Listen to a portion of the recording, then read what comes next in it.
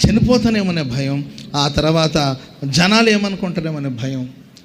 ఇవన్నీ కాకుండా దేవుడు అంటాడు, నీ భయపడకుండా శత్రువుల గుడారం దగ్గరికి వెళ్ళి నీ వెళ్ళేటప్పుడు నీ నీ పనివాడిని కూడా వెంట పెట్టుకుని వెళ్ళు అని అన్నాడు. ఇంకా భయపడుతూనే ఉన్నాడండి.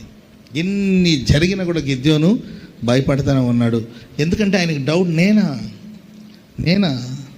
నేనా నీవే. స్తోత్రం చెప్పండి గట్టిగా. పక్కన వాళ్ళని చూసి చెప్పండి, నీ ద్వారానే దేవుడు అద్భుతాలు చేయబోతున్నాడు.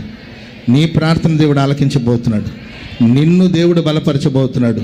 నీ కుటుంబాన్ని దేవుడు బలపరచబోతున్నాడు. ఇక నువ్వు ధైర్యం తెచ్చుకోవాల్సిందే. స్తోత్రం చెప్పండి అందరూ గట్టిగా. ఆమెనంటారే పక్కన వాళ్ళకి చెప్పమంటే. ధైర్యం తెచ్చుకోవాల్సిందే. ఇక మీరు ధైర్యం పొందుకోవాల్సిందే. మీరు ధైర్యంగా ఉండవలసిందే.